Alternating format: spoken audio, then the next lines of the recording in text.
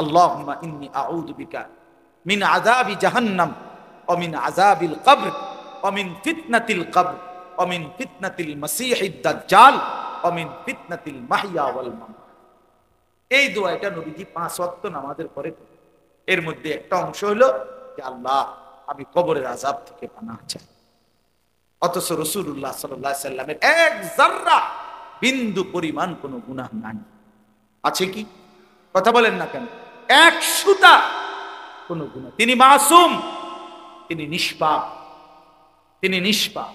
হাসরের ময়দানে আল্লাহ তাআলা নবী সাল্লাল্লাহু আলাইহি সাল্লামের অগণিত মর্যাদা আল্লাহ দান করছেন, দিয়ে রাখছেন। নবীজি বলছেন আনা আউয়ালু মান ইয়াকরাউ বাবাল জান্নাহ। আল্লাহ নবী সাল্লাল্লাহু আলাইহি সাল্লাম বলেন আমি সেই মুহাম্মদ যে সর্বপ্রথম জান্নাতের কড়া দরজার আমি নাড়ান। কিলা মান, ফেরেশতা বলবে আপনি কে? আমি বলবো মুহাম্মদ।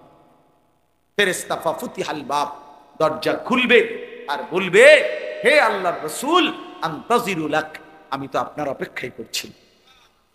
আপনি আসবেন, আপনি উদ্বোধন করবেন, আপনি প্রথম ঢুকবেন, তারপরেই তো সবাই ঢুকবে।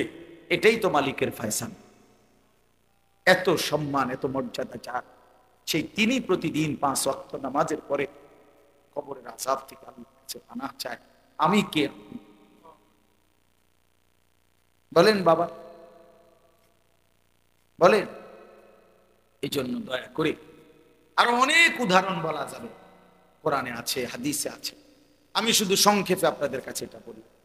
একটা কথা জরুরি ভাই আমার, এই যারা আমরা নামাজ পড়ি না, হালাল উপার্জন করি না, বিশ্বাস করেন আমি হই আর আপনি হন, কবরে কষ্ট পাইবে। আখিরাত তো আছেই, হাসরের ময়দান তো আছেই কষ্ট, জাহান্নামের আযাব তো আছেই, কবরেও সাংঘাতিক আযাব। আল্লাহর নবী সাল্লাল্লাহু আলাইহি সাল্লামের হাদিস একেবারে স্পষ্ট, আমার কাছে এই গাড়ির মধ্যেও কিতাবটা আছে। আল্লাহর নবী সাল্লাল্লাহু আলাইহি সাল্লাম বলেন কোন নাফরমান ব্যক্তি যখন কবরে 3টা প্রশ্নের জবাব দিতে পারবে না, আল্লাহর পক্ষ থেকে তখন বলা হবে আফরিশুহু মিনান নার ওয়ালবাসুহু মিনান নার ওয়াফতাহু লাহু বাবান ইলান নার। আল্লাহর পক্ষ থেকে বলা হবে নাফরমানের কবরে জাহান্নামের বিছানা বিছিয়ে দাও, জাহান্নামের পোশাক পরিয়ে দাও, জাহান্নাম বরাবর দরজা খুলে দাও। ফেরেশতারা এই 3টা কাজ করে সরে আসবে। এই ফেরেশতারা, আল্লাহ রাসূল সাল্লাল্লাহু আলাইহি সাল্লাম বলেন নতুন আরেকজন ফেরেশতা আসবে এই নাফরমানের কবরে। আয়েশা ইউদরাবু বিমিতরাকাতিন মিন হাদিদ, তখন এই ফেরেশতা এসে এই নাফরমানকে লোহার মুগুর, লোহার মুগুর্জ, লোহার বড় হাতুড়ি দিয়ে এমন জোরে একটা আঘাত করবে, খোদার কসম নবীজি বলছেন আঘাতটা কোথায় করবে? বরবাতান বাইনা উযুনাইহি, তার 2 কান বরাবর আঘাত করবে। একটা আঘাতে আল্লাহ রাসূল সাল্লাল্লাহু আলাইহি সাল্লাম বলেন ফায়াসিহু সাইহাতান, এই নাফরমান এত জোরে চিৎকার করবে ইয়াসমাউহা মান ইয়ালিহি ইল্লা সাকালাইন, মানুষ এবং জিন ব্যতীত আল্লাহ সব মাখলুক শুনতে পাবে। এই জন্য আমি সব সময় বলি এটা, যে কেউ বুট খাইলো, বাদাম খায়, ওয়াজও শোনে, তাহলে বুট আর ওয়াজ ফলাফল আসবে বুট, ফলাফল আসবে কি? বাদাম আর ওয়াজ, ফলাফল আসবে বাদাম। মোবাইলও টিপলো, ওয়াজও শুনলো, ফলাফল আসবে মোবাইল। ওই এরকম বসে বসে জুরাইলো, আবার ওয়াজও শুনলো, তো ফলাফল আসবে জুরানি।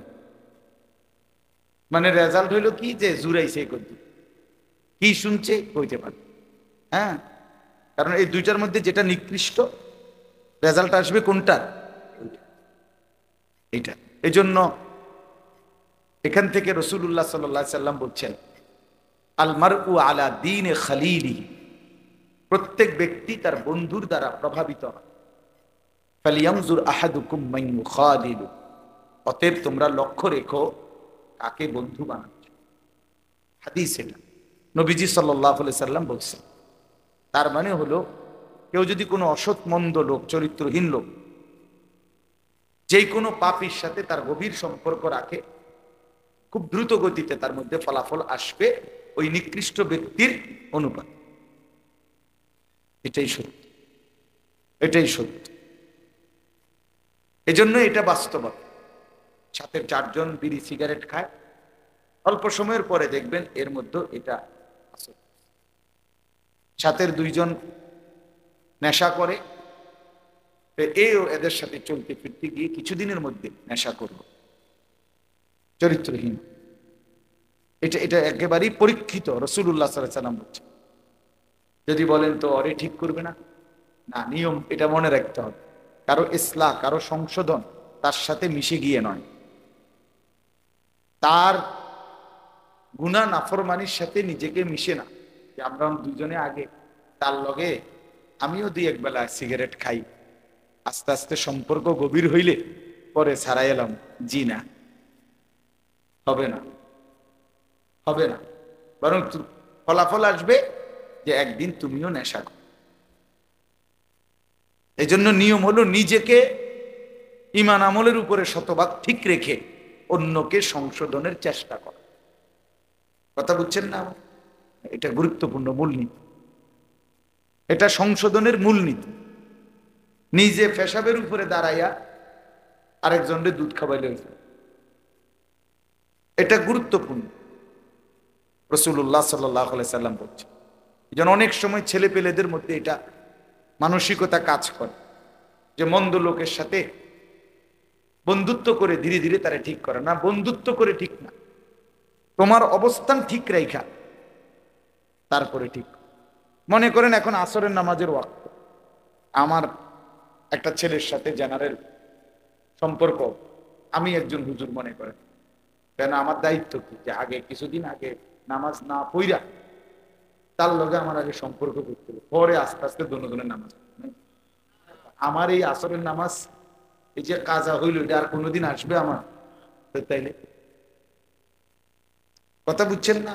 আমি তাকে বললাম, সে শুনলো না, তারপরও আমার নামাজ আমি শতভাগ ঠিক রাখি। আমাকে জামাতে যাইতেই হবে, আমাকে মসজিদে ঢুকতেই, এইটা নিয়ম। এখানে অনেকে ভুল, এখানেই অনেকে ভুল। আগে আগে প্রেম করে, এরপরে হেরে মুসলমান আসবে। আমাকে বলছি নি মুসলমান হিন্দু মাইয়া রে, আগে প্রেম কইরে সেরা আমনি মুসলমান বানাই তুইব। ইসলাম আমাদের কাছে এরকম একেবারে ঠেকে গেছে, আত্ম ধরে রয়েছে, বাবু যেমনি পারো এরেও তুমি মুসলমান বানাও। আরে বাপরে, আমি এত বড় মহান কান্ডারি ইসলামের, হ্যাঁ, ইসলামের জায়গা পান, কে শিখাইল? এটা দিন না, এটা দিন না। এজন্য খেয়াল করা। রাসূলুল্লাহ সাল্লাল্লাহু আলাইহি ওয়াসাল্লাম বলছেন, লা তুসাহিব ইল্লা মুমিন, ঈমানদার ব্যতীত কাউকে বন্ধু বানায়। ওয়ালা ইয়াকুল মালাকা ইল্লা তাকিয়্যুন, নবীজি বলেন ভালোবেসে মহব্বত করে মুত্তাকি দিনদার ব্যতীত কাউকে খানা খাওয়াবে। সরাসরি হাদিস। আলতু ফালতুকে তোমার মাল তার পিছনে খরচ করো না, খরচ করো না তার পিছনে। কোরআন শরীফে আছে, আল্লাহ তাআলা বলছেন, বান্দা আমার দেওয়া সম্পদ থেকে তোমার প্রতি আমার হুকুম, ওয়ালা তাবগিল ফাসাদা ফিল আরদ, আমার দেওয়া এক কানা করি সম্পদ দিয়ে জমিনের মধ্যে ফিতনা হবে, ফাসাদ হবে, গুনাহের ন্যূনতম কোনো পরিবেশ কায়েম হবে, এমন কিছু তোমার সম্পদ দ্বারা করো না। ওয়ালা তাবগিল ফাসাদা ফিল আরদ, আল্লাহ তাআলা কঠিন ভাবে বলছে, কোনোভাবে করো। জুয়ার আড্ডা, খেলার আড্ডা, ছেলেরা আবদার করছে, গেলাম একটু গান করবো, আপনি আঙ্কেল, আঙ্কেল আপনি যে দিলেন আঙ্কেল, আমরা বুঝছি, আপনি কয়দিন পরে পোস্টার লাগাইবেন, আপনাদের সেবা করতে চাই, এই জন্য আর কি। আমরা বুঝি না, এটা আমরা বুঝি, আপনি কয়দিন পরে মেম্বরির দাঁড়াইবেন, এই জন্য। আখেরাত ভিন্ন জিনিস, মেম্বরি আরেক জিনিস। সেটা হইতে পারে আপনার মাকসাদ, দুনিয়ার জন্য করলেন সেটা আপনি বুঝেন, কিন্তু আখেরাতের বিষয়টা অন্য বিষয়। রাসূলুল্লাহ সাল্লাল্লাহু আলাইহি সাল্লামকে কোরআনুল কারীমে আছে সূরা কাহফের মধ্যে, নবী সাল্লাল্লাহু আলাইহি সাল্লাম একদিন কয়েকজন সাহাবীর সাথে বসা, এই সময় মক্কার কুরাইশ কয়েকজন কাফের সর্দার ওনারা নবীজির সামনে আসছে। এর মধ্যে একজন সর্দারের নাম ছিল আস ইবনে ওয়াইল। সে নবীজিকে দেখে বলল, মুহাম্মদ, আসছিলাম তোমার সাথে কিছু কথা বলবো, শুনবো। আমাদেরও কিছু কথা আছে, তোমারও কিছু কথা কি শুনবো।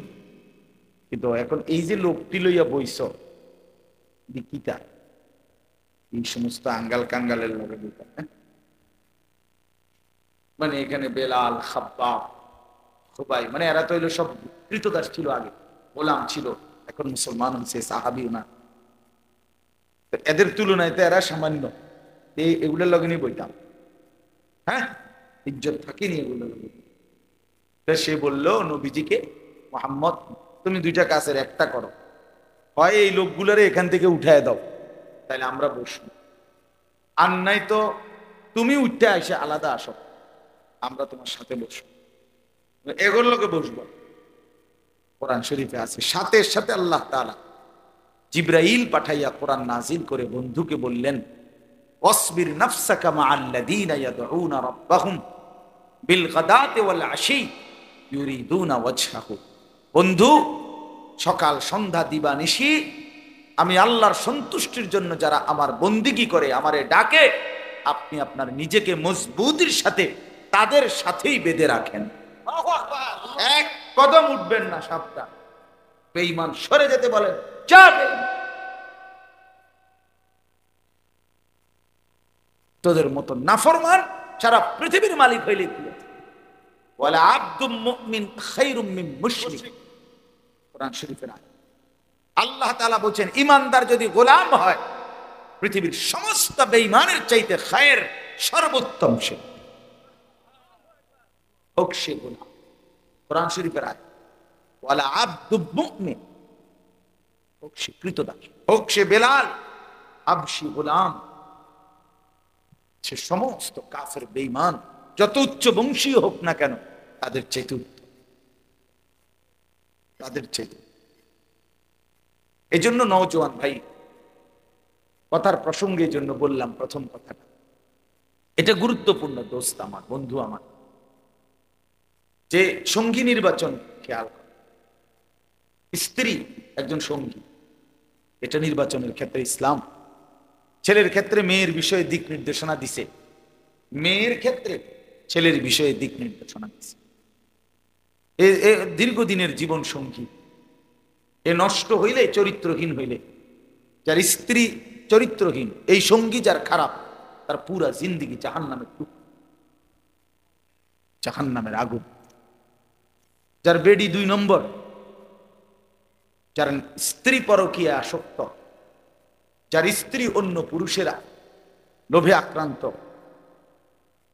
এই হাইওয়ান মহিলা, এই ঘর পুরা জাহান্নামের টুকরা, জাহান্নামের টুকরা। হ্যাঁ, এটা গুরুত্বপূর্ণ।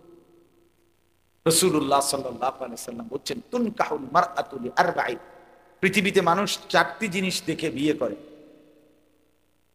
লিহাসাবিহা, 1 নাম্বার তার বংশ দেখে, 2 নাম্বার অলিমালিহা, কারো সম্পদ দেখে, অলি জামালিহা, কেউ বিয়ে করে সৌন্দর্য দেখে, অলি দীনিহা, কেউ বিয়ে করে দিন দেখে, তার ইবাদত, তার আমল, তার নামাজ, তার পর্দা পুশিদা দেখে। রাসূলুল্লাহ সাল্লাল্লাহু আলাইহি ওয়াসাল্লাম বলেন, ফাজফার বিজাতি দ্বীন তারিবাত ইয়াদা। এই কথাটা সাংঘাতিক। নবীজি বলছেন, আমার উম্মত, আমি রাসূল পরামর্শ দিলাম, তুমি দিনদারিকে প্রাধান্য দিও, নাইতো আল্লাহ যেন তাইরে, নাইতো আল্লাহ যেন তোমারে বেইজ্জতি করে। নবীজি তারিবাত ইয়াদাক মানে হলো তোর হাত যেন ধুলিমলিন হয়, তোর চেহারা যেন ধুলিমলিন, যদি আমার কথা না শুনে। রাসূলুল্লাহ সাল্লাল্লাহু আলাইহি ওয়াসাল্লাম, নবীর বদদুয়ার পরে আর কিছু থাকে? ফাজফার বিজাতিদ দ্বীন। আল্লাহ রাসূল সাল্লাল্লাহু আলাইহি ওয়াসাল্লাম বলেন, দিনদার সঙ্গী নির্বাচন করো। দিনদার, দিনদার। কোরআন শরীফ আছে, ইন্নামা ইউরিদুল্লাহু লিইউযহিবা আনকুমুর রিজসা আহলাল বাইত ওয়া ইউতাহহিরাকুম তাতহীরা। আল্লাহ বলেন, আমি একজন নারীর জন্য 5টি কাজের কথা বলেছি, এক নাম্বার, নারী যেন তার ঘরে অবস্থান করে, ওয়াকারনা ফি বুয়ুতিকুন্না। দুই নাম্বার, ওয়ালা তাবাররাজনা তাবাররুজাল জাহিলিয়াতিল উলা। যদি একান্ত প্রয়োজনে বাইরে যেতে হয়, অজ্ঞ মূর্খ নারীদের মতো যেন বেপর্দা বের না হয়, শতভাগ শরীয়ত সম্মত বোরখা করে যেন বের হয়। তিন নাম্বার, ওয়া আকিমনাস সালাহ, নারী যেন 5 ওয়াক্ত নামাজ আদায় করে। ও আতিনাজ যাকাত, 4 নাম্বার বছর শেষে যেন হিসাব করে যাকাত দেয়। 5 নাম্বার, ও আতিনাল্লাহ ওয়া রাসূলা, আল্লাহ এবং রাসূলের যেন আনুগত্য করে। আল্লাহ বলেন, বান্দা আমি ওয়াদা দিলাম, নারী যদি এমন হয়, সেই নারীর দ্বারা আমি পুরা ঘর, পুরা ফ্যামিলি পবিত্র করে দেব। পুরা ঘর পবিত্র। এক স্ত্রী চরিত্রবান, পুরা ঘর চরিত্র। এক স্ত্রী নামাজি, পর্দানশীল, তো পুরা ঘর পর্দানশীল, পুরা ঘর। আলহামদুলিল্লাহ, এমনি বলি শুকরের জন্য, আমার স্ত্রী, আমার বিবি আলেমা। তো আমার 3 বছরের মেয়েটা, আল্লাহকে সাক্ষী রেখে বলি, আপনি চলেন খবর নিয়ে, 3 বছরের ছোট্ট মেয়ে আমার বাসার গেট থেকে কোনোদিন হিজাব না দিলে বের হয়। এটা দিন, এটা স্ত্রীর দিনের প্রভাব তার সন্তানদের উপর। রাসূলুল্লাহ সাল্লাল্লাহু আলাইহি সাল্লাম বলছেন, আবার মেয়ের বাপকে বলছেন, ইজা খাতাবা আহাদুকুম মিম্মান তারদাউনা দীনাহু ওয়া খুলুকাহু ফাযাওবিজুহু। তোমাদের কাছে তোমাদের মেয়ের ব্যাপারে যদি এমন ছেলের প্রস্তাব আসে যার 2 জিনিসের ব্যাপারে তোমরা সন্তুষ্ট, এক হলো তার দ্বীন, আর এক হলো তার আখলাক। রাসূলুল্লাহ সাল্লাল্লাহু আলাইহি সাল্লাম বলেন, চেহারা যেমনই হোক, সম্পদ যাই হোক, নিশ্চিন্তে এমন ছেলের কাছে মেয়েকে বিয়ে দিয়ে দাও। সঙ্গী কোরআন শরীফ আছে। এবার মজার কথা শুনি, কোরআনুল কারীমের মধ্যে আছে, আল্লাহ তাআলা হাশরের ময়দানে নেককার স্বামী এবং স্ত্রীকে একসাথে ডাক দিয়ে আল্লাহ বলবে, উদখুলুল জান্নাতা আনতুম ওয়া আজওয়াজুকুম তুহবারুন। হে নেককার স্বামী, তুমি তোমার নেককার স্ত্রীকে নিয়ে গলাগলি করে, হাত ধরাধরি করে, হাসতে হাসতে জামাই বউ জান্নাতে ঢোকো। উদখুলুল জান্নাতা আনতুম ওয়া আজওয়াজুকুম তুহবারুন। খুশি খুশি ঢুকলেই দেখবা, ইউতাফু আলাইহিম বিসিহাফিন মিন যাহাবিন ওয়া আকওয়াবিন মিন ফিদ্দা। আল্লাহ বলে, ভিতরে জান্নাতে ঢুকলেই দেখবা তোমার সামনে স্বর্ণের গ্লাস, স্বর্ণের থালা, রৌপ্যের গ্লাস ঘুরতেছে। তো বান্দা বলবে, আল্লাহ ঘুরতেছে তো বুঝলাম, কিছু তো নাই প্লেটের মধ্যে। আল্লাহ তাআলা বলবে, হ্যাঁ বান্দা দেবে তো, তোমার অর্ডারের অপেক্ষায়, তোমার মনে যা চাইবা তাই বলো, তৎক্ষণাৎ এখন উপস্থিত করো। মা তাশতাহিহিল আনফুস ওয়া তালাজ্জুল আ'য়ুন। এজন্য বন্ধু আমার, দ্বীন অনেক মজাদার, আল্লাহর কোরআন অনেক মজাদার, রাসূলুল্লাহ সাল্লাল্লাহু আলাইহি সাল্লামের সুন্নাত অনেক আনন্দদায়ক। আজকে আমরা মজা পাই নাই, আমাদের ছেলেরা, আমাদের মায়েরা, আমাদের বোনেরা, আমাদের হাজারো পুরুষ, আপনারা ইসলামের মধ্যে কোনো মজা পান নাই, দিন মাইনা কোনো মজা পান নাই। কারণ হইল, বাস্তবতা হইল, আপনারা আল্লাহর দিন পড়েনও নাই, পড়ার প্রয়োজনও মনে করেন নাই, জানার গরজও বোধ করেন। যদি আল্লাহর কোরআন থেকে পড়তেন, রাসূলুল্লাহ সাল্লাল্লাহু আলাইহি সাল্লামের সুন্নাহ থেকে পড়তেন, আল্লাহর কসম, আল্লাহর গোলামি আর সেজদার মধ্যে, আল্লাহকে মানার মধ্যেই জীবনের সবচেয়ে বেশি তৃপ্তি, শান্তি খুঁজে পাইতেন। বড় পীর আব্দুল কাদের জিলানী রাহমাতুল্লাহ আলাইহি, আমরা কিতাবে পড়ছি, ওনার সময়ের বাগদাদের বাদশাহ ওনাকে, ওনার যেই এলাকাটা, এই যে জিলান মানে গাইলান আরবিতে বলে, যেটারে আমরা জিলানি কই আর কি, গাইলান, এই যেই প্রদেশটা, যেই এলাকাটা ওনার ছিল, উনি যেখানে জন্ম নিছেন আর কি, ওই সময়কার বাদশাহ ওনাকে এই পুরা অঞ্চলটা হাদিয়া হিসাবে, উপঢৌকন হিসাবে দিয়ে দিছিল। বলছিল হযরত এটা আপনাকে দিলাম। এই পুরা মনে করেন এই পুরা প্রদেশের যত খাজনা ট্যাক্স যত কিছু এগুলো আপনার। তখন উনি বলছিলেন ওই বাদশাকে, বাদশাহ তোমার এই রাজত্ব তুমি নাও। রাত গভীরে তাহাজ্জুদের সেজদা দিতে গিয়া আমার কপাল যেটুকু মাটির মধ্যে লাগে, আল্লাহর কসম ওই মাটিটুকু আমার কাছে তামাম দুনিয়া তার মধ্যে যা আছে তার চেয়ে দাম। আমি গভীর রাতের সেজদা দিয়ে মাটিতে ওই মাটিটুকুর যে মর্যাদা পাই, মজা পাই, স্বাদ পাই, দুনিয়া আমারে 1000 বার দিলেও আমি এটা দেব না, আমি এটা নেব না। হ্যাঁ, এই জন্য দোস্ত আমার, বন্ধু আমার, বাপ আমার, এটা বোঝা উচিত। এই মাহফিলগুলো, এই ওয়াজগুলো, আমি ব্যক্তিগতভাবে শুধু নিয়ম সর্বস্ব ওয়াজ বুঝি না। আমার কথা হলো এক কথা প্রয়োজন আপনারে 1000 বার বলবো, 1,00,000 বার বলি, তারপরেও যেন কলিজায় ঢুকে বুঝতে চেষ্টা করি, আমরা ভাবতে শিখি। কোনো কারো সুর বালা, কারো টান বালা, হ্যাঁ, কেউ ঢোলে, কেউ গজল গাইলো, কেউ লড়লো চললো, আরে ভাইয়া এতটুকুতে সফলতা না। জিন্দিগি পরিবর্তন হলো কিনা,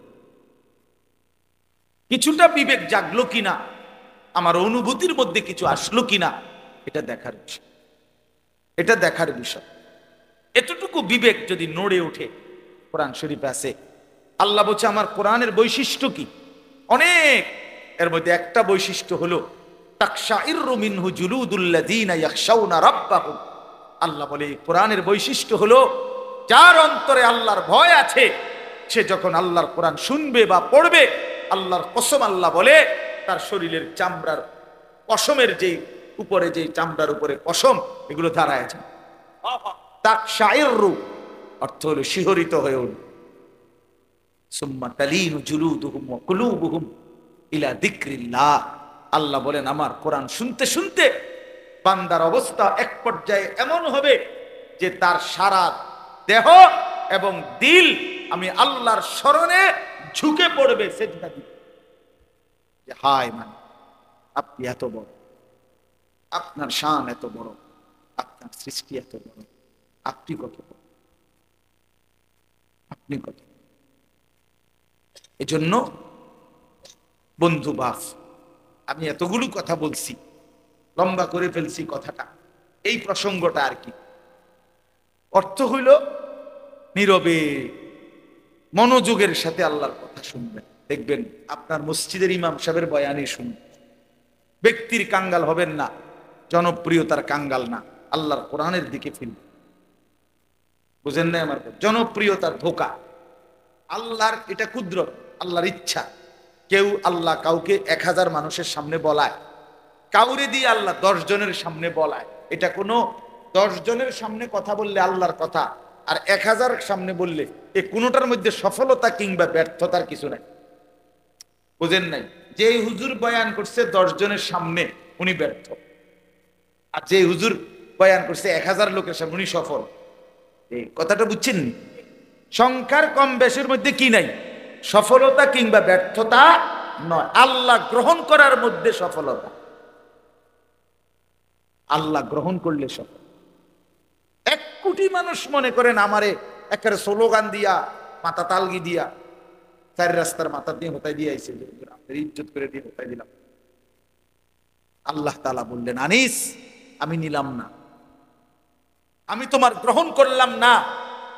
আল্লাহর কসম, আনিসের মর্যাদা তখন প্রত্যেক সমান মর্যাদা নাই যদি আল্লাহ গ্রহণ না। আল্লাহ গ্রহণ করলে গোটা পৃথিবী না চিনলেও কোনো অসুবিধা নেই।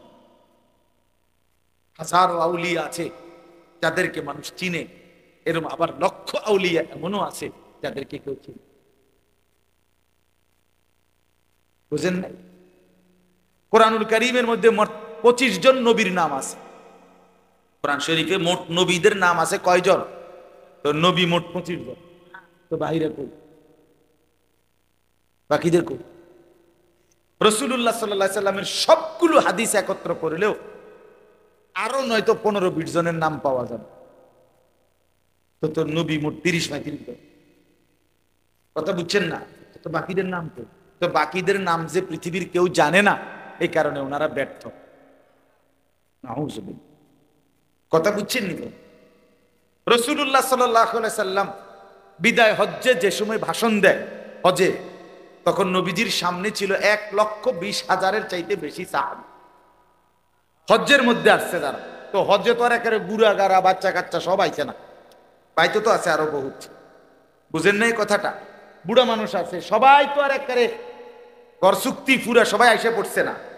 কারণ নবীজি সাল্লাল্লাহু আলাইহি সাল্লাম তো হজে আসছে মদিনার থেকে, মদিনার থেকে গেছে কোথায়? মক্কায় বিমানে নাকি? তো তখনকার সেই রাস্তা, কোথায় রাস্তা কোথায় কি, যাই হোক, তাহলে এই 1,00,000 নবী সামনে সাহাবী ছিল। বাড়ি ঘরের মধ্যে তো আরো আছে, সেগুলা বাদ দেন। এই 1,20,000 বা 1,25,000 সাহাবী যারা রাসূলুল্লাহ সাল্লাল্লাহু আলাইহি ওয়াসাল্লামের সামনে বিদায় হজ্জে ছিল, তাদের এই 1,00,000 দূরে থাক, 50,000ও না, পৃথিবীর কোন কিতাবে, আকারে আসমানের নিচে জমিনের উপরে কোন কিতাবে 10-20,000 সাহাবীর নামও একসাথে নাই। সর্বোচ্চ একসাথে বদরের যুদ্ধের 313 জন সাহাবীর নাম আছে, বদরি সাহাবীদের নাম আছে একসাথে, এই 313 জন। আর আমনে তাইলে 1000 সাহাবীর নামও খুঁজা মিলাইতে কষ্ট হবে নামগুলো। বাকি যে এই 1,20,000-এর মধ্যে থেকে যদি 1000 থাকে বা 10,000-এর নামে থাকে, তো বাকি 1,10,000-এর নাম যে কেউ জানে না। ও ঘরের যারা বাচ্চা কাচ্চা, তারপরে বুড়া মানুষ, এদের নাম যে কেউ জানে না, তো ওনারা ব্যর্থ। এই কথাটা, এটা আমাদের যারা এখানে অনেক আলেম আছেন, অনেক মসজিদের ইমাম আছেন, আপনাদেরকে বলি ভাই, এটা ঘাবড়াবেন, ঘাবড়াবেন না আর কি। আমার ওয়াজ শুনে কে, হ্যাঁ আরে এত ওয়াজ করি কো মানুষ চিনে না, মানুষ চিনলে কি ব্যাপার, মানুষ চিনলে কি না চিনলে কি, এটা আমার দিলের মধ্যে মনে রাখতে হবে। আমার মালিকের কথা বলার যোগ্যতা আল্লাহ আমারে সুযোগ দিছে, একজন বান্দার কাছে যে আমি বলতে পারছি আসমান ও জমিনের এটা সর্বশ্রেষ্ঠ নিয়ামত, আমার মালিকের কথা আমি বলতে পারছি। কত মানুষ আছে জীবনে আল্লাহর কথা বলতেও জানে না। 60 বছরের বৃদ্ধ বাবা, 40 বছরের বাবা, 70 বছরের মুসলমান আল্লাহর কোরআন দেখে দেখেও কদুর সাইয়া সাইয়াও পড়তে পারে না। এত বড় বদনসিব, মন্দ কপাল, দুর্ভাগা মুসলমান, দুর্ভাগা। ওই মুসলমান বদনসিব মিয়া, মনে রাখবেন আমার নাম, আমি বলে গেলাম। ওই মুসলমান দুর্ভাগা, ওই মুসলমান মন্দ কপাল, যে হায়াতের 40 বছর 50 বছর পার করলো, কিন্তু আল্লাহর কোরআনটা দেখে দেখেও সাইয়া সাইয়াও কদ্দুর পড়তে পারে না, রিডিং শুদ্ধ। আহ হায় মুসলমান, এত কথা কার জিহ্বা দিয়া বল? এই চোখ দিয়া কত কিছু দেখলাম, মালিকের কোরআন কেন দেখলাম? যুবক ভাই, তুমি 12 বছর 14 বছর 16 বছর পড়লা, কি পড়লা ভাইয়া? এতগুলো বই পড়লা, এতগুলো জেনারেল বই পড়লা দুনিয়া কামাই করার জন্য। দুনিয়াই তো আর কিচ্ছু না। কোন বাংলা বইয়ের মাকসাদ আখিরাত? কথা বলেন না কেন? কোন অঙ্ক বইয়ের মাকসাদ কবরের আযাব থেকে মাফ? কোন সমাজ বিজ্ঞান, পদার্থ, রসায়ন এই বইয়ের মাকসাদ জাহান্নামের আযাব থেকে মুক্তি? তাহলে কি দুনিয়া? কথা বলেন না কেন? বলেন না কি? সাফ কোন? দুনিয়া, দুনিয়া, দুনিয়া উপার্জন। অথচ অসংখ্য মূর্খ বকলম নাম দস্তখত দিতারে না, টিপসই দেয়, টিপসইও দিতারে না, আঙ্গুল দইরা দন লাগে, এরকম বেডই সারা পৃথিবীর সমস্ত কিছু ভোগ করতেছে। পুরা দুনিয়া, বাড়ি গাড়ি, নারী, ক্ষমতা, দালান, বিল্ডিং, প্রভাব, প্রতিপত্তি, তো ওই দুনিয়া কেমনে ভোগ করলো? বলেন না কেন? এখন কর, ওই দুনিয়া ভোগ করলো কেন? এরকম কেউ নাই আপনাদের? না, নামটাও লিখতে জানে না, অথচ দুনিয়া ভোগ করতেছে। দুনিয়ার সব কিসিমের আরাম আয়েশের এই জীবন উপভোগ করছে। এই জন্য বাপ, এই পড়াগুলো বাদ দিতে বলি না, জেনারেল পড়া বাদ দিতে বলতেছি না। আমি কুমিল্লা ভিক্টোরিয়া কলেজ থেকে মাস্টার্স পাস করছি, সায়েন্স বিজ্ঞান বিভাগ থেকে আমি এসএসসি মানে দাখিলে 1998 ইংরেজি সালে সমগ্র বাংলাদেশে সর্বোচ্চ নাম্বার পেয়ে ফার্স্ট হয়েছে, 1 নাম্বার হয়েছে। আমার সার্টিফিকেট লাগলাম না, আইন দেখাম অঞ্চলে নাম। তার অর্থ হইল আমি বাদ দিতে বলতেছি না, কিন্তু 16 বছর পড়ার পরে বন্ধু আল্লাহর কোরআন, এতগুলো বই না পড়লেও দুনিয়া মিলতো, ভাত মিলতো, বিয়া মিলতো, সংসার হইতো, ঘুম আসতো, যৌন চাহিদা পূরণ হইতো, বিল্ডিং এর স্বপ্ন পূরণ হইতো। কিন্তু আল্লাহর কোরআন ছাড়া, সেজদা ছাড়া, নামাজ ছাড়া, আল্লাহর বন্দেগী ছাড়া, আল্লাহর কসম বাপ আমার বন্ধু আমার, এক ঢোক পানি কবর থেকে নিয়ে হাসরে আখেরাতে কোথাও মিলবে না। দুনিয়া এমনি মিলেছে। ওই মেয়েটা সরা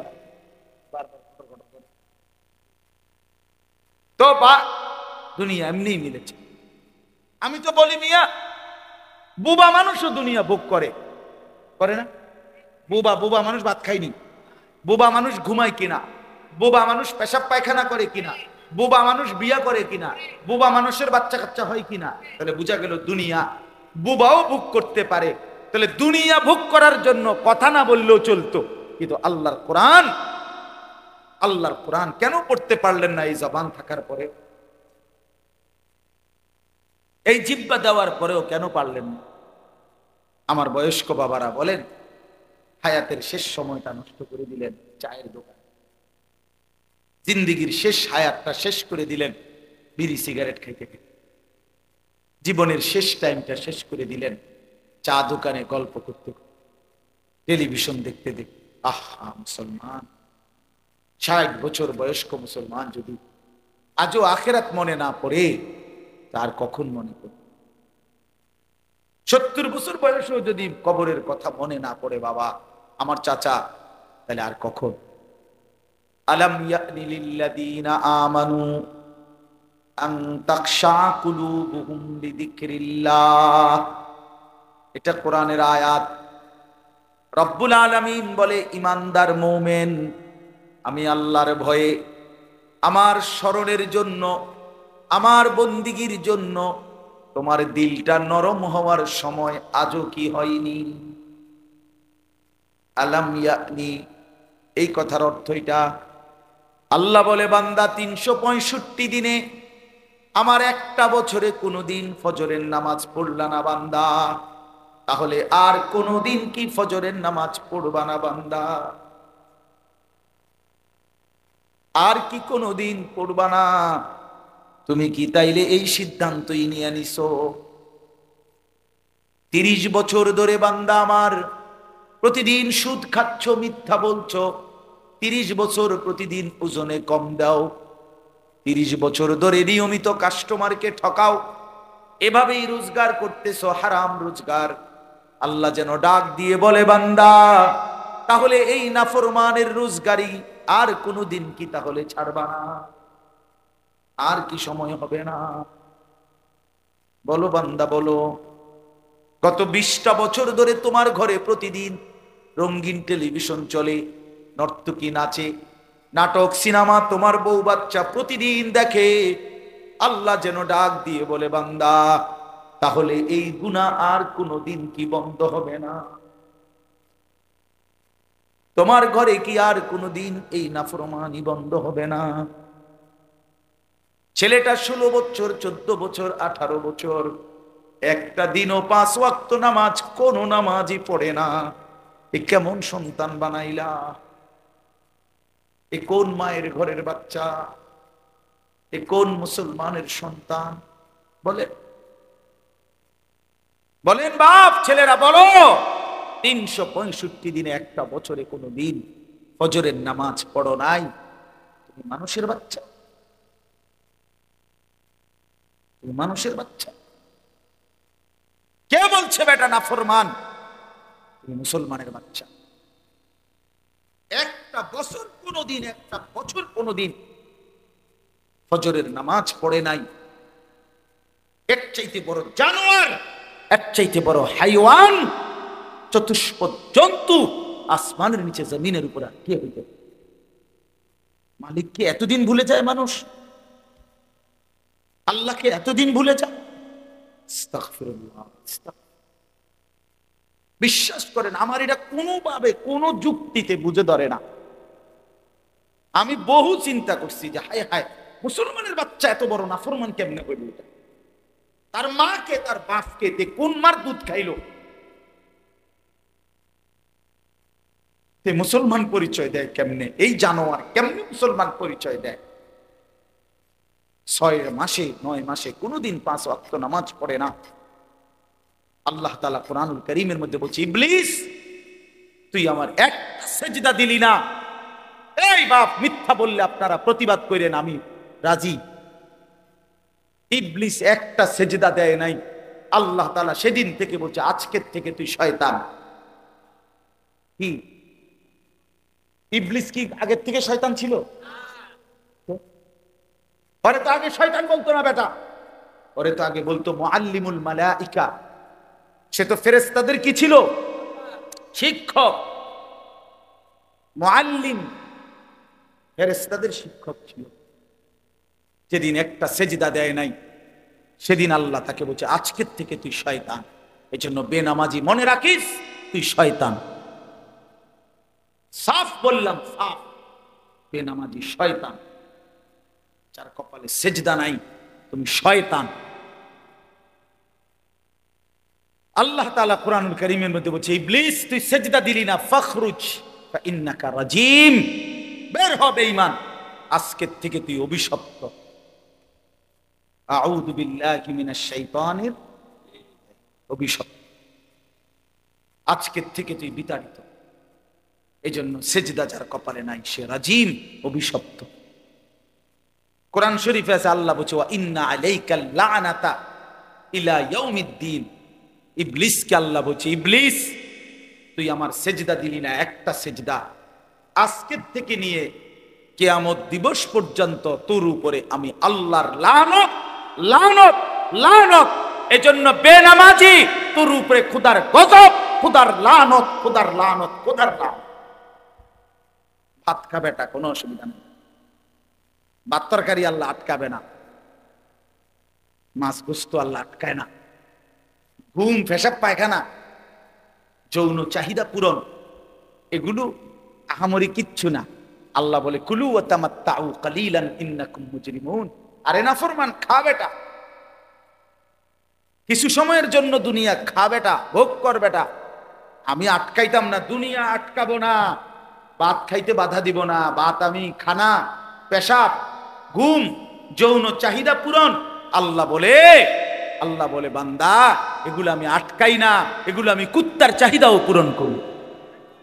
তোরটা পূরণ করতাম, আমার কুত্তাও খায়, তুই খাইতি না, খা বেটা। বাতে না দুগা খাইবি না বেটা, পাঙ্গা সারি, আর কিতা, আর কিতা, তেলাপিয়া, আর কি, ধন্যবাদ, কাঁচা মরিচ, হীরা, টমাটো, দুন্দুল, করলা, আর কিতা, হ্যাঁ, লম্বা সিম, ছোট সিম, আর কি বাজারে। এই তো দুনিয়া ভোগ করে না, লাল শাক, পাট শাক, আর কি। আল্লাহ বলে, আমার জঙ্গলের বাঘ প্রতিবেলা গোশত খায়, আমার জঙ্গলের সিংহ প্রতিবেলা গোশত খায়। তো তোর চাইতে তো বেশি দুনিয়া আমি তা করে খাওয়া। একটি হাতি, ভাইয়া আমি সত্য করে বলতেছি, গবেষকদের কথা হলো, যারা প্রাণীবিদ্যা গবেষণা করে তাদের বক্তব্য হলো, একটি হাতি একদিনে 250 কেজি খাবার খায়, 90 লিটার পানি পান, 250 কেজি খাবার। একটা হাতি। তো গোটা পৃথিবীতে হাতি একটাই তো না, বাংলাদেশে হাতি একটাই। আমি একবার চিড়িয়াখানায় দেখছি, বাঘেরে গোশত দিছে খাইতে। আমি জিজ্ঞাসি, ভাই কদ্দুর দিছেন? যে প্রতি বেলা 20 থেকে 22 কেজি গরুর গোশত দেওয়া। 20-22 কেজি গরুর গোশত একবারে এক বসায় খাইতে পারবেন এমন একটা ভাগ্যবান হাত উড়ান। আমনেরে আমি খাবাইয়া কালকে বাঁচলাম, আজকে কালকে গোশত কিনে রাখা মরিবাসি যা হইব মাহফিল, কালকে কি বা আমনেরে 22 কেজি গোশত খাওয়াই, তার সম্ভব? আমরা বলেন না বাপ, নারাজ হইয়েন না ছেলেরা, নারাজ হইও না বন্ধু আমার, আমি দিল জাগাইতে চাই, বিবেক জাগাইতে চাই। কেন সেজদা দিবা, কেন নামাজ পড়বা না? ভাই আমার, বন্ধু আমার, ওই মালিকের সাথে নারাজ হলাম, আল্লাহর সাথে রাগ করলাম কেন? আল্লাহকে ভুলে চাই কেন? কোরআন শরীফ আছে, ইয়া আইয়ুহাল ইনসান মা গাররাকা বিরাব্বিকাল কারীম। রব্বুল আলামিন বলে, হে মানুষ, আমার মতো দয়ালু মেহেরবান মনিব, আমার মতো এমন মাওলা, কেমনে রে তুমি বান্দা আমারে ভুলে গেলা? মা গাররাক, কে তোমারে আমার মতো দয়ালু মালিক থেকে ভুলায় দিল? কে তোমারে ধোকা দিল? কোন বন্ধু পেলা বান্দা, কোন সঙ্গী পেলা আমার চাইতে উত্তম, যাকে পেয়ে তুমি আমি আল্লাহকে ভুলে গেলা? বলো না যুবক ভাই, পর্দার আড়ালের মা যদি শুনে থাকেন, মা আপনাকেও বলি, মা বোন আমার, কারে দেখাইতে আপনি বেপর্দা হইলেন? যে পুরুষগুলো বেপর্দা আপনারে দেখে, তারা কি কোনোদিন আপনারে ধন্যবাদ জানাইছেন? তাইলে কোনো বেপর্দা নারীকে বলেন, একজন বেপর্দা মহিলাকে বলেন, হে বেহায়া নারী, ওই বেহায়া, তোরে কোনোদিন কোনো পুরুষ দেখা ধন্যবাদ দিছিনি? সবাই তোর রূপ যৌবনের দিকে তাকাইয়েই তো ছিল, লোভের দৃষ্টিতে, উপভোগের দৃষ্টিতে, কামনার দৃষ্টিতে, অবৈধ বাসনার দৃষ্টিতে। এছাড়া অর্জন কি? সিনেমার নর্তকীর অর্জন কি বলেন? এই জন্য আমি অনুরোধ করছি, আমরা আল্লাহর দিকে ফিরে আসি। ফাফিররু ইলাল্লাহ, আল্লাহ বলে, দৌড় দিয়া বান্দা আমার কাছে আসো। তুবু ইলাল্লাহি জামিআন আইয়ুহাল মুমিনুন, আল্লাহ বলে, হে ঈমানদারগণ, তওবা করে আমি আল্লাহর দিকে ফিরে আসো। লাআল্লাকুম তুফলিহুন, তাহলে সকলেই জান্নাতি হবে, সবাই সফল হবে। আল্লাহ আমাদেরকে বুঝ দান করেন। চলেন আমি 3টা আয়াতের তরজমা বলি, তাইলে আমার কথা শেষ হয়ে যাবে ইনশাআল্লাহ। আমি আপনাদের সামনে কোরআনুল কারীমের যেই সূরাটা পড়ছি, এই সূরাটার 3টা আয়াত। সূরাটার নাম হলো সূরা মুলক, 29 নম্বর পারা, 67 নম্বর সূরা। কোরআন শরীফের অত্যন্ত ফজিলতপূর্ণ একটা সূরা। রাসূলুল্লাহ সাল্লাল্লাহু আলাইহি ওয়াসাল্লাম বলেন, যে ব্যক্তি নিয়মিত এই সূরাটি তেলাওয়াত করবে, আল্লাহ নবী সাল্লাল্লাহু আলাইহি ওয়াসাল্লাম বলেন, তুমজিহি মিন আযাবিল কবর, এই সূরাটা তাকে কবরের আযাব থেকে মুক্তি দিবে। এই সূরা কবরের আযাব থেকে মুক্তির একটা রক্ষা কবচ। সূরা মুলক 29 নম্বর পারা, 67 নম্বর সূরা। আমার বাপ, একটা মিনিট শুধু বুঝেন, রাসূলুল্লাহ সাল্লাল্লাহু আলাইহি ওয়াসাল্লাম অসংখ্যবার উম্মতের কাছে কবরের আযাবের ব্যাপারে সতর্ক করেছে। কবরের আযাব অনেক হাদিস, অনেক হাদিস বিশ্বাস করে। হযরত ওসমান রাদিয়াল্লাহু তাআলা আনহু, আপনারা ওনার নাম জানেন, ইসলামের 3য় খলিফা নাকি? এই ওসমান রাদিয়াল্লাহু তাআলা আনহু, তিনি যখন কোন কবরের সামনে দাঁড়াইতেন, অঝরে কাঁদতেন। হাত্তা ইয়াবুল্লা লিহিয়াতাহু, হাদিস আছে যে ফলে ওনার দাড়ি ভিজে যেত কাঁদতে কাঁদতে।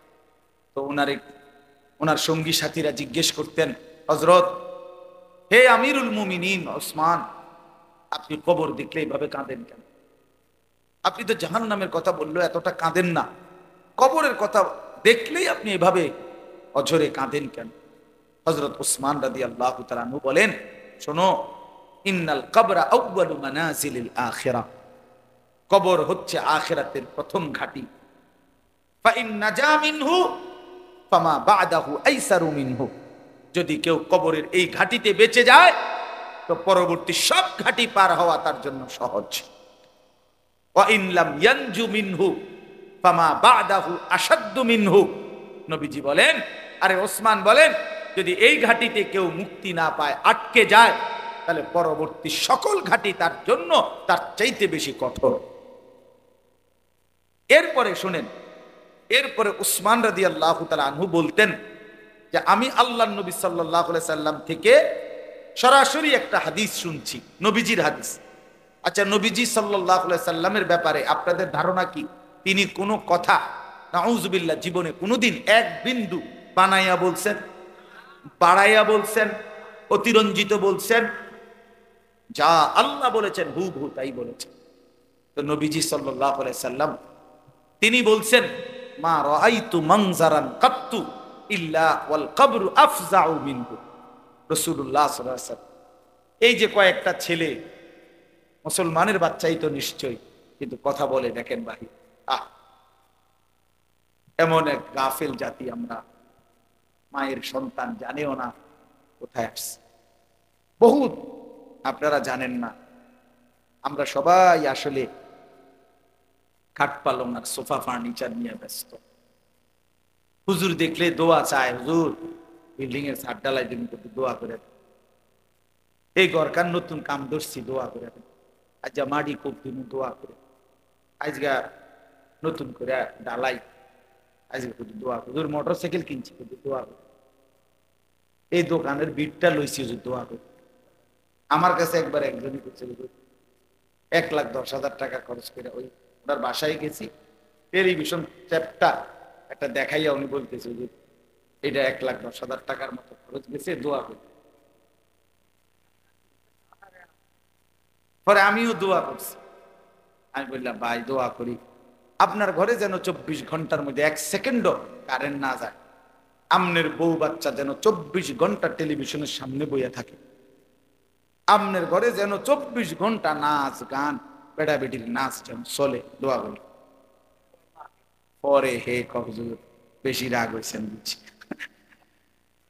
মানে তো বুঝছে দোয়ার ডকেই তো বুঝছে যে অবস্থা কি, ডক বালা না, দোয়ার তো লাইন বালা না। তা এই যে আমার উদ্দেশ্য এই কথাটা বলা, যে এই যে শুধু কেবল খাট দেখাইলো, পালং দেখাইলো, ওই রোমে নিয়ে নিয়ে হাইটা হাইটা দেখায়, এই দরজা, এই জানালা, এই ফার্নিচার। আরে ভাইয়া মুসলমান, আমরা যদি এই খাট পালং আর ফার্নিচার দেখাই, অথচ আমার ছেলেটা নামাজ পড়ে না, মেয়েটা পর্দা করে না, স্ত্রী পর্দা করে না, আমার ঘরের সন্তান নাদি কেউ আল্লাহর কোরআন পড়তে পারে না, হায় মুসলমান, দেখানোর দরকার ছিল এইটা নিজের স্ত্রী, সন্তান, পরিবারের মানুষগুলোর ইবাদত, আমল, চরিত্র, আখলাক, নৈতিকতা, এইটা দেখানো দরকার ছিল। খাট দেখাইয়া, পালং দেখাইয়া কোনো লাভ নেই, কোনো লাভ। আপনি মরে গেলে 20 বছর পরে কবরের থেকে উঠতে এসে আপনি নিজের ঘরে দেখেন আমনের হাতের বানানো ফার্নিচার কিচ্ছু নাই, কিচ্ছু নাই। যদি জিজ্ঞাসা করেন পুত নাতি আমার বানানো খাট পালং ডিকই, বলবে দাদা ইডি ওনার চলে নাকি হালাইছে, এগুলো এখন আর কি চলে না দাদা। আমার দাদা মারা যাওয়ার 12 বছর পরে, গোনা 12 বছরের মাথায় আমি আমার জ্যাঠারে বলছিলাম, জ্যাঠা আমার দাদার রেখে যাওয়া বাড়ির স্মৃতি হিসাবে আপনার কাছে কিছু আসেনি, আমার একটা কিছু দেখান, একটা লবণের বাটি, কাচের প্লেট, কিছু একটা মাটির বাসন। আমার দাদা কাইদা, আমার জ্যাঠা কাইদা দিছিল। আমার সেই জ্যাঠাও এখন কবরে চলে গেছে, সেই জ্যাঠা আমার কাইদাই দিছে, কয় না বাকি যা, তোমারে দেখাইবার মতো আমার কাছে 12 বছরের ব্যবধানে সমস্ত কিছু নাই। এই তো দুনিয়া, যে দুনিয়া আপনি সাজাইলেন, বা একদিন আপনি নিজেই কবর থেকে আইসা যদি দেখতে পারতেন, তা আইসা দেখতেন কিছুই কিছুই, শুধু শুধু শুধু শুধু হায়াত শেষ করলেন, স্ত্রী সন্তানের নামাজের খোঁজ নিলেন না, আখিরাতের খবর নিলেন না, শুধু দাড়ি দাড়ি, বাড়ি দাড়ি, বিল্ডিং দালা। আল্লাহ আমাদেরকে বুঝ দান করে। তো বলতেছিলাম যে রাসূলুল্লাহ সাল্লাল্লাহু আলাইহি ওয়াসাল্লাম অনেক হাদিসের মধ্যে এই কবরের আযাবের ব্যাপারে গুরুত্ব দিয়েছেন, বারবার উম্মতকে সতর্ক করছেন আল্লাহর নবী সাল্লাল্লাহু আলাইহি ওয়াসাল্লাম। তো নবীজির এই হাদিস, উসমান রাদিয়াল্লাহু তাআলার এই ঘটনা বললাম। এরপরে শুনেন, হযরত বারা ইবনে আযিব রাদিয়াল্লাহু তাআলা আনহু একজন সাহাবী, উনি বলেন আমরা একদিন নবীজির সাথে এক সাহাবীর জানাজায় গেলাম। আমি দেরি করব না, এই অল্প সময় শেষ করে দিচ্ছি। জানাজায় গেলাম, তো এই সাহাবী বলতেছেন আমরা নবীজির সাথে জানাজায় গিয়ে ওই সাহাবীর জানাজা এখনো পড়ে নাই নবী, আগে গিয়া নবীজি কবরের সামনে একটু দাঁড়াইছে, খালি কবরটার সামনে আর কি। তো হযরত বারা ইবনে আযিব বলে, আল্লাহর নবী সাল্লাল্লাহু আলাইহি সাল্লাম কবরটার সামনে দাঁড়াইয়া অঝরে কতক্ষণ কাঁদছে কবরের দিকে। তো আমরা সবাই, সাহাবী বলতেছেন, আমরা সবাই নবীজির সাথে কাঁদলাম, অনেকক্ষণ কাঁদা নবী চোখের পানি ফেলে মুছে এরপর আমাদের দিকে তাকাইয়া বলছে, ইয়া ইখওয়ানি লিমিসলি হাদা ফাআইদু, হে আমার সাথীরা, বন্ধুরা, আমার সাহাবীরা, এই কবরের জন্য, এমন একটা জায়গার জন্য তোমরাও প্রস্তুতি নাও। ফাআইদু, সবাই রেডি হও এই কবরের জন্য। এভাবে আল্লাহর নবী কবরের দিকে তাকাইয়া কাঁদছে। আমার বাপ আল্লাহর নবী সাল্লাল্লাহু আলাইহি সাল্লাম 5 ওয়াক্ত নামাজের পরে নবীজি যে কয়েকটা বিষয়ে নিয়মিত দোয়া করতেন প্রত্যেক নামাজের পরে, এর মধ্যে একটা ছিল এটা, আল্লাহুম্মা ইন্নী আউযু বিকা মিন আযাবি জাহান্নাম ওয়া মিন আযাবিল কবর ওয়া মিন ফিতনাতিল কবর ওয়া মিন ফিতনাতিল মাসীহিদ দাজ্জাল ওয়া মিন ফিতনাতিল মাহইয়া ওয়াল মামাত। এই দোয়াটা নবীজি 5 ওয়াক্ত নামাজের পরে, এর মধ্যে একটা অংশ হলো যে আল্লাহ আমি কবরের আযাব থেকে পানাহ চাই।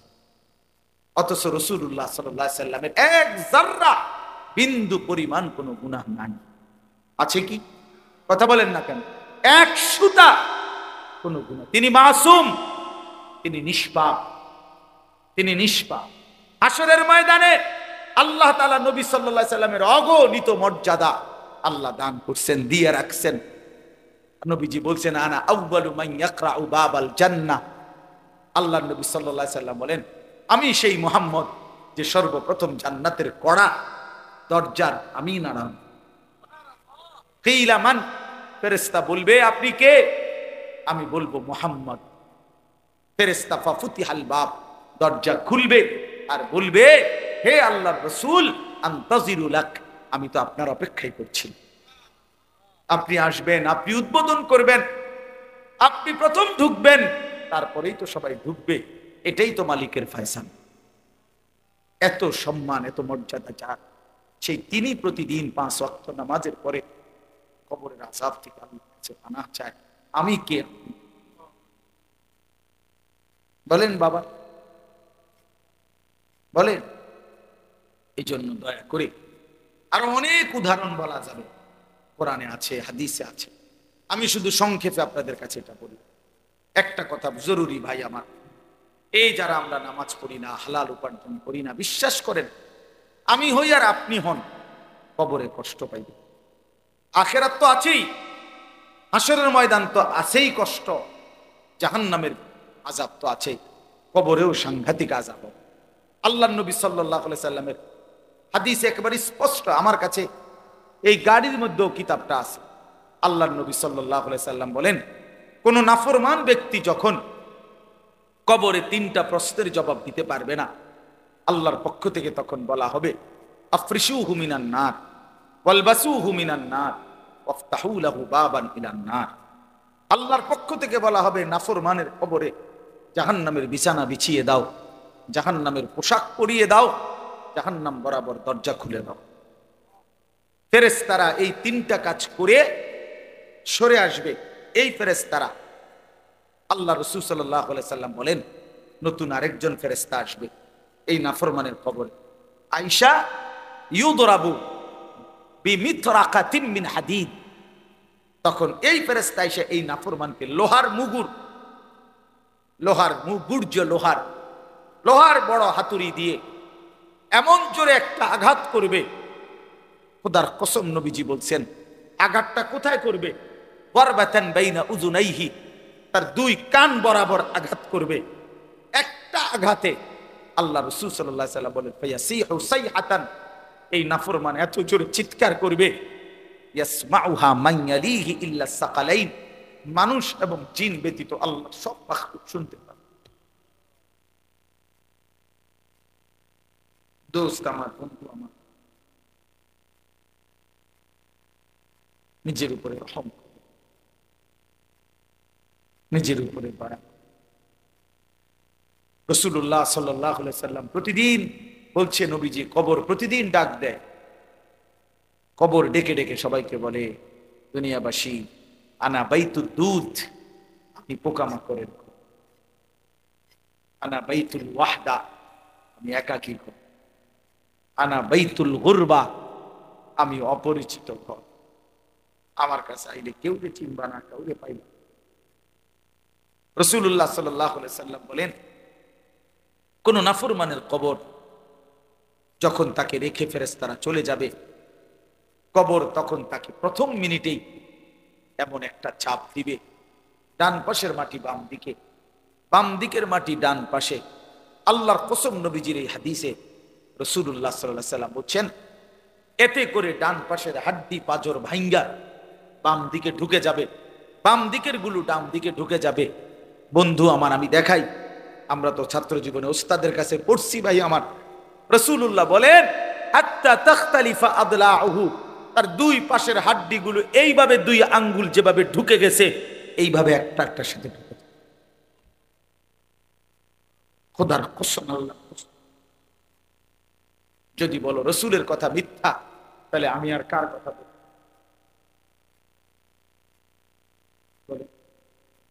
যদি বলি আল্লাহর কথা মিথ্যা, তাহলে আর কার কথা?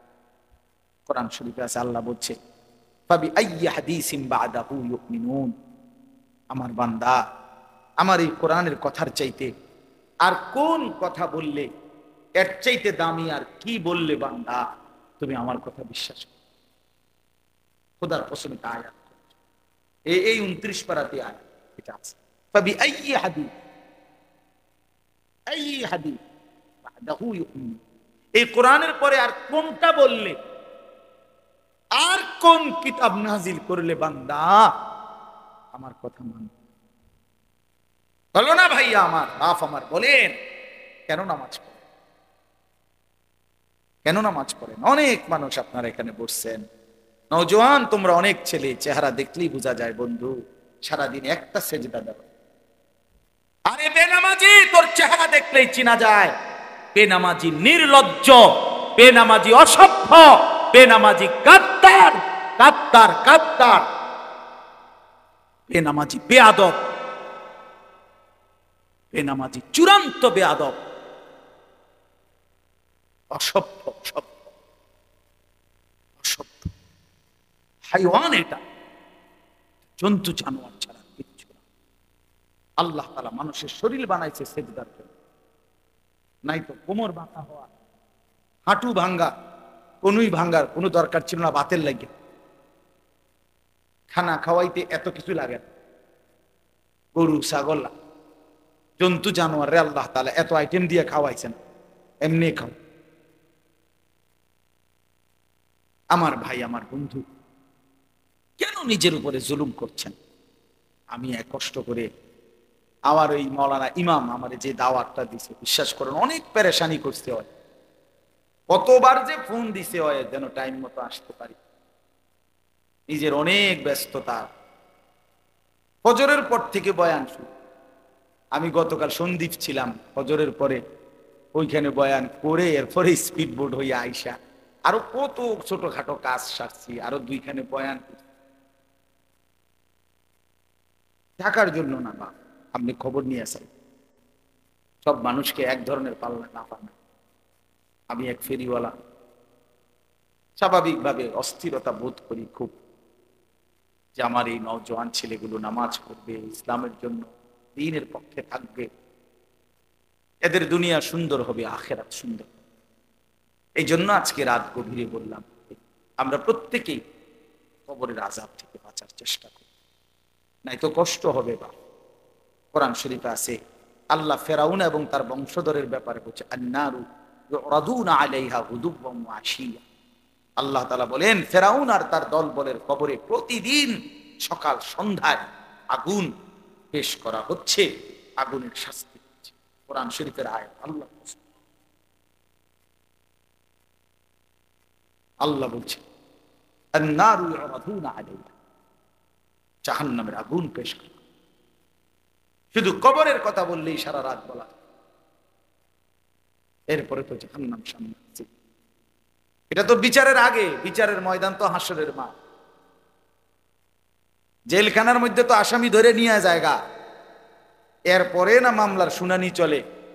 রায় হয়তো কোনো কোনো মামলার 2 বছর পরে, কিন্তু সে তো হাজতে ঢুকে গেছে, সে তো কারাগারের কষ্ট ভোগ করতেছে। বুঝেন নাই কথাটা আমার? তো মামলার হিয়ারিং তো চলে পরে, আস্তে আস্তে 15 দিন পরে, 20 দিন পরে, 40 দিন পরে মামলার আবার কি পরে ডেট পরে, এমনি এমনি শুনানি চলে, কিন্তু হেতে তো জেলখানা, শাস্তি তো চলতেছে, কারাগারের কষ্ট তো চলতেছে। আল্লাহ তাআলা বলে, বান্দা বিচারের ময়দান তো সামনে, হাসরের মাঠ, কিন্তু আযাব তো শুরু হয়ে গেছে কবর থেকেই, কবর থেকে। এই জন্য আমরা প্রত্যেকে ইনশাআল্লাহ, এই যে কয়জন, আমার এত মানুষের দরকার নেই, আমি ইমামের কাছে বলছি, যদি 2 জনও শুনে বেটা কোনো অসুবিধা নাই। ফেরিওয়ালার একটা নিয়ম মনে রাখেন, আমি এই জন্যই বললাম আমি এক ফেরিওয়ালা। ফেরিওয়ালার নিয়ম হলো, ফেরিওয়ালা বলতেই থাকে রাস্তার এই মাথার থেকে ওই মাথা পর্যন্ত, সে বুঝে আমার মাল কেউ না কেন, কোনো ঘর থেকে কোনো মহিলা পুরুষ ডাক না দোক, আমি আমার কথা আমি বলতেই হবে। এই ওলামায়ে কেরাম ফেরিওয়ালা, আপনাদের কাছে ফেরি করছি আমরা আখেরাত, পরকাল কেউ গ্রহণ না করলেও কোনো অসুবিধা নাই। কোরআন শরীফে স্পষ্ট আল্লাহ পাক আমাদের জন্য একটা অসাধারণ সান্ত্বনা আছে, মজার বিষয় আছে আমাদের জন্য। আল্লাহ কোরআনে নবীকে বলছে, বন্ধু আপনি দিবানিশি আল্লাহর কথা বলে যান, বলে যান, তবে শুধু এতটুকু মনে রাখবেন, কেউ গ্রহণ করুক আর না করুক, আপনারে যেটা প্রতিদান নেকি এটা বরাবর 100-100। আমার মাল চলক বা না চলক এটা আমি বুঝি, আমনের যেটা আমনের প্রফিট আমনের দিয়ে দেবেন বাবুরে, আমার মাল আমি পরে চিন্তা। এইটা আমাদের সান্ত্বনা, এটা আমাদের সান্ত্বনা। আমার 30 বছরে কেউ গ্রহণ না করুক কোনো অসুবিধা নেই। এমন নবীও ছিল পৃথিবীতে যাদের কাছে কেউ কালেমা পড়ে না, কি হয়েছে? ওনারা ব্যর্থ। 950 বছরে নূহ আলাইহিস সালাম কালেমার দাওয়াত, 950 বছর, বুঝেন মানে 950 টাকা, 50 টাকা কম 1000, 50 টাকা কম 1000 তো 1000। আর 950 বছর আমাদের বাপ দাদা 14 গোষ্ঠীর হায়াত কয়জনের একত্র করল চিন্তা করছেন? এই 950 বছর আল্লাহর কথা বলছে, দিবা নিশি লাইলাম ওয়া নাহারা, কোরআন শরীফ আছে, রাতেও দিনেও 80 জনের বেশি লোক কালেমা পড়ে। 950 বছর মানুষ এগুলা কেমন শক্ত হারামি আছে। আইলে একটা ঘুষি দিলাম, আইলে বাচ্চার তোরা কি ডাকাইতে ডাক, আরে বাপরে বাপরে, মানুষ এত শক্ত হারামি হয় কেন? চিন্তা করছেন কি মানুষ? আল্লাহ আমাদের কলিজার মধ্যে আখিরাতের ভয় দান করে। এবার চলেন তরজমাটা বলি।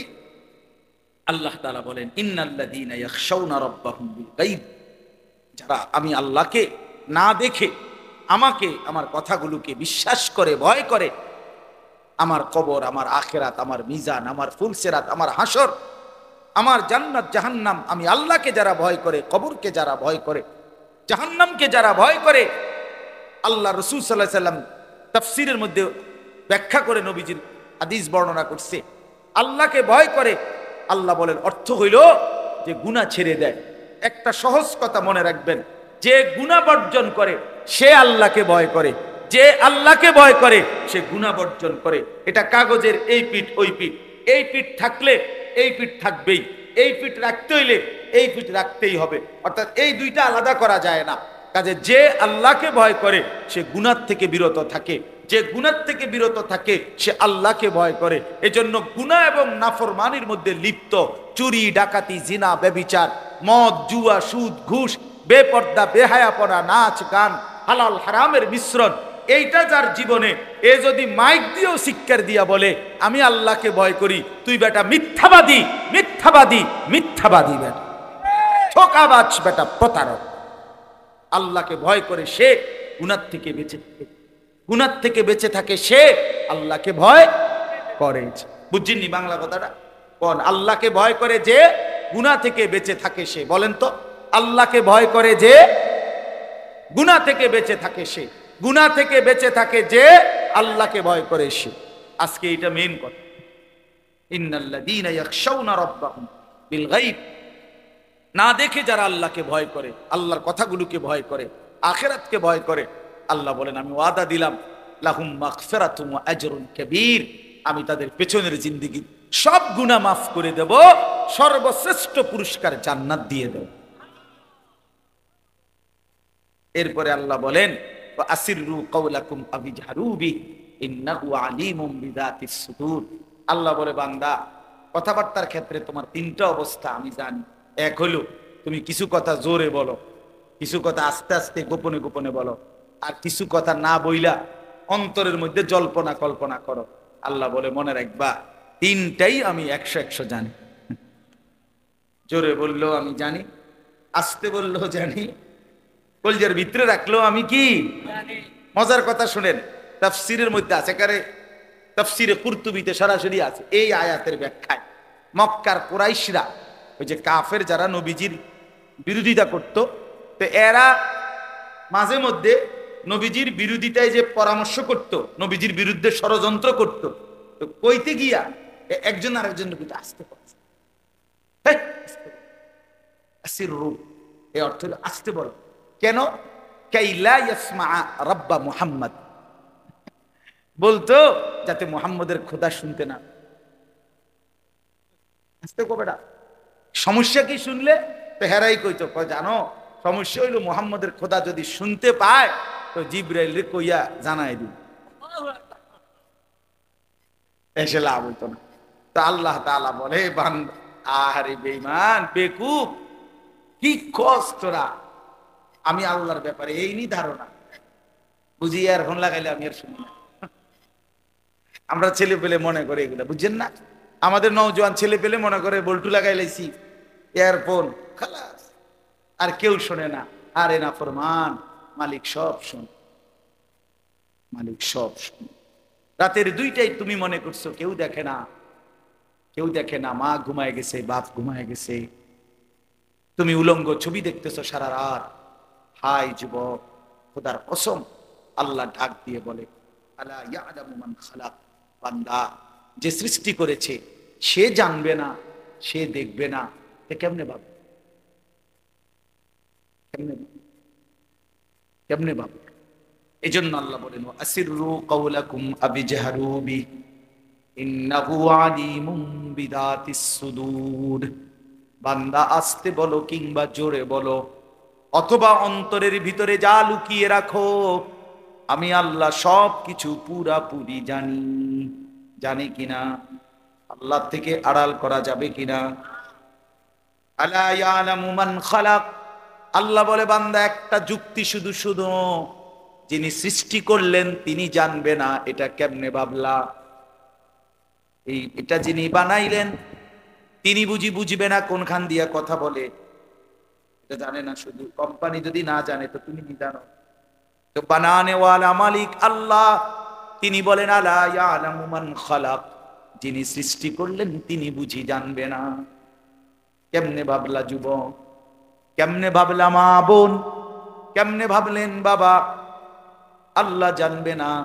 আল্লাহ বলেন আলাম ইয়ালাম বিআন্নাল্লাহা ইয়ারা, আল্লাহ বলে বান্দা তুমি জানো কি আমি কিন্তু তোমাকে সারাক্ষণ দেখি। কতক্ষণ, কতক্ষণ, আবার বলেন আল্লাহ দেখেন কতক্ষণ, সারাক্ষণ। রাত 2টা দিনের 2টা আল্লাহর কাছে বরাবর। আল্লাহ অন্ধকারে যেমন দেখে আলোতে তেমনই দেখে, দেখে না। 7 আসমানের উপরে যেই ফেরেশতা হাঁটে, 7 তবক জমিনের নিচে যেই পিঁপড়া হাঁটে, আল্লাহ বলে বান্দা 2টাই আমি এক নজরে বরাবর দেখি। আমারে ফাঁকি দিবা কেমনে বান্দা, আল্লাহকে ফাঁকি যায় না। চলেন কথা শেষ। রাত গভীরে আমরা সবাই মিলে আখিরাতের ভয় করে, জাহান্নামের ভয় করে, নিজের কবরের কথা মনে করে, মৃত্যুর কথা মনে করে গুনাহ ছেড়ে দেওয়ার এক সিদ্ধান্ত নেই। বলেন ইনশাআল্লাহ। যুবক ছেলেরা ভাই, হাত জোর করে বন্ধু আমার আমি অনুরোধ করলাম, নামাজ পড়ো, নামাজ পড়ো। আজকে একটা আশ্চর্য কথা শোনো, এই শেষ কথা। সন্দ্বীপ, অর্থাৎ আমি যেখান থেকে আসছি আজকে, ওখানে আমি প্রতি বছরই যাই। ওটা একটা দ্বীপ এলাকা, বাংলাদেশের একবারে শেষ ওইদিকে চট্টগ্রামের। স্পিডবোট দিয়া বঙ্গোপসাগর পার হইয়া যাইতে হয়, এমনি কোনো গাড়ি নেই। ওইখানে গত বছর আমরা দেখে আসছিলাম, হালকা এবছর হয়েছে ফজরবাদ। ওই পুরো উপজেলার শত শত ছেলে, কিশোর, তরুণ, যুবক, ওরা এদের একটা সংগঠন বানাইছে। সংগঠনটার নাম হলো ফজর ক্যাম্পেইন। অর্থ হলো ফজরের নামাজের জন্য গণসংযোগ। অর্থাৎ এরা 4টা ছেলে, 4-5টা ছেলে একদিন গত বছর তারা সাগরের পারে ফজরের নামাজের পরে ডেইলি তারা 4-5 ছেলে, নামাজি ছেলে, হাঁটতে যায়। একদিন তাদের একটা ছেলে, কালকে আমি আজকে দেখছি তা করে সকালে, তাই বলতেছে, এই যে আমরা যে ডেইলি ফজর পড়ে হাঁটি, তা আমরা এমনি না হাইটা, আমরা তো আমাদের কয়েকজন বন্ধুদের ঘরের সামনে হাইটা গিয়া তা করে তো নামাজের জন্য উঠাইতে পারি ফজরের নাম। চলো আমরা একটা ক্যাম্পেইন করি। ইংরেজি শিক্ষিত ছেলে, মাদ্রাসা নেই এরা, কলেজের ছেলে। তারপরে বলছে যে তাইলে আমরা এইটা সিদ্ধান্ত নেই, লও আমরা ফজর ক্যাম্পেইন করবো, মানে ফজরের জন্য গণসংযোগ করবো সকালবেলা। তাহলে এইটা সিদ্ধান্ত, এটা আমগো নাম এবং এই ফয়সালাটা এটা আমরা লিখি। তো লিখতে গেছি, এখন তার কাছে কাগজ নাই, 4 জনের কাছে। তো একজনের কাছে একটা কলম ছিল, কাছে তো একটা কলম পাইলাম। ওই বলছে আমার সামনে মাইকে, সব মানুষের সামনে। এরপরে বলতেছে, হুজুর আমরা তো সাগরের পারে একটু হাঁটলাম, হাইটে একটা সিগারেটের প্যাকেট ফেলে দেওয়া, প্যাকেট আর সিগারেটের প্যাকেট, তো এইটার উল্টা পিঠে না সাদা আছে না, মানে উল্টাইলে এই উল্টা পিঠে এই কাগজ এটা লইছি যে এটাতে লেখি, এইটার মধ্যে লেখা শুরু করছি। আজকে পুরা সন্দ্বীপ উপজেলার মধ্যে শত শত কিশোর, তরুণ যুবক ফজরের নামাজ জামাতে পড়ে। আজকে ফজরবাদ তাদের আলাদা বয়ান হইতে, মানে তাদের মাহফিল তারা করছে ফজরবাদ। আমি ফজরের পরের শ্রোতা দেখা পাগল হয়ে গেছি, মানে অবাক। শত শত ছেলে সাইকেল, মোটর সাইকেল, সিএনজি দিয়ে আসছে ফজরের নামাজের পর, মনে যেন জিদ করতে গাইল। এই জন্য ভাই আমার, যুবক উদ্যোগ নিলে অনেক কিছু করতে পারে।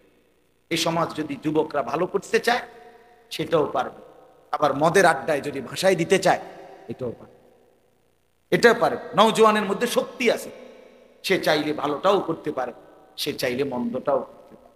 এই জন্য সবগুলো যুবককে উৎসাহিত করলাম, তোমরা বাবারা আল্লাহর ওয়াস্তে নিজের ভালোর জন্য, ইসলামের জন্য, আখিরাতের জন্য, নিজের পরকালের জন্য চরিত্রবান হও।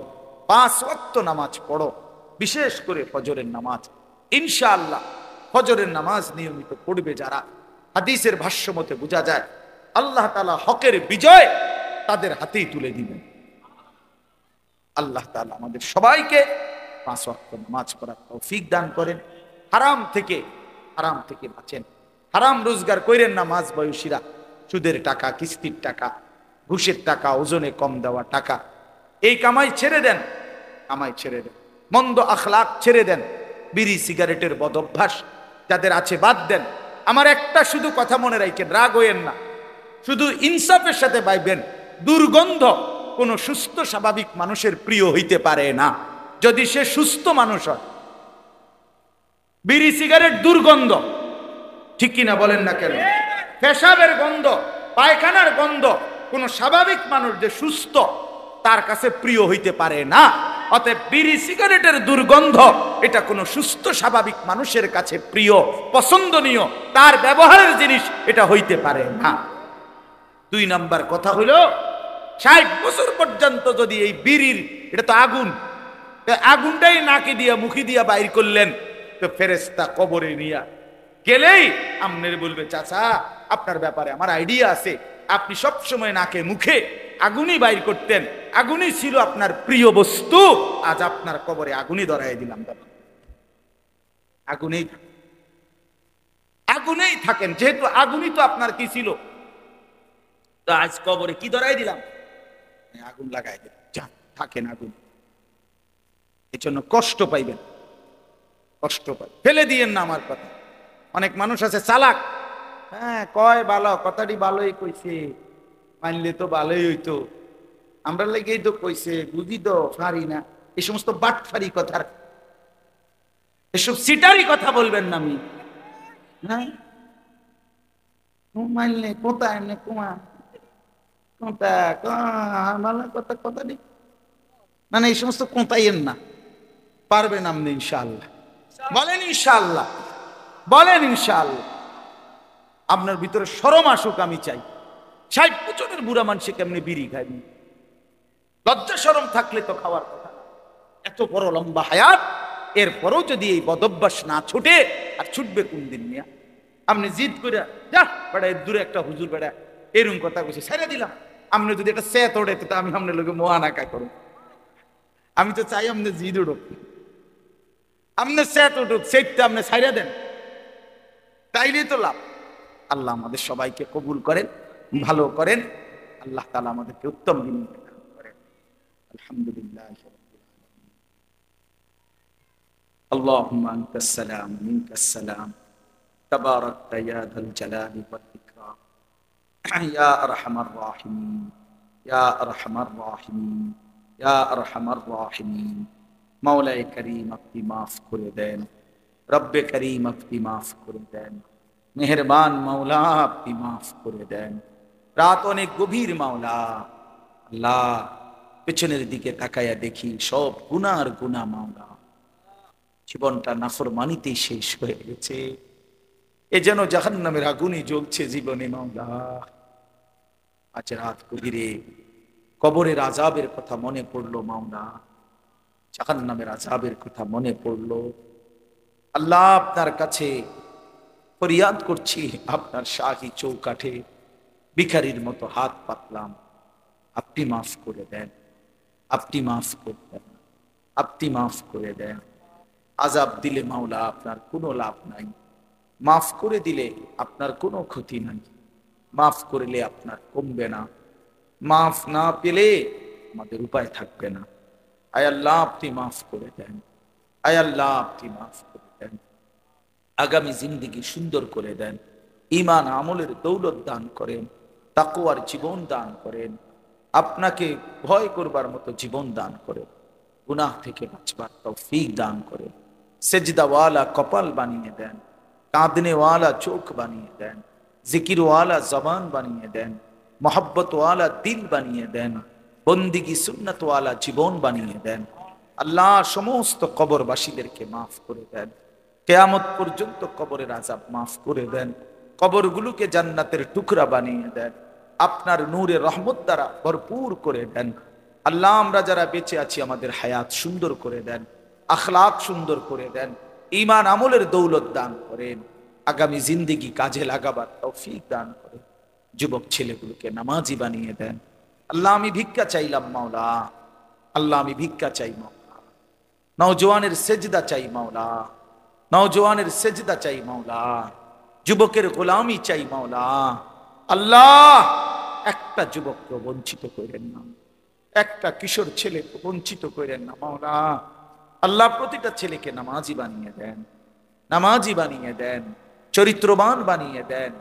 মোবাইলের আসক্তি থেকে বাঁচান, নারীর আসক্তি থেকে বাঁচান, মদ জুয়ার আসক্তি থেকে বাঁচান।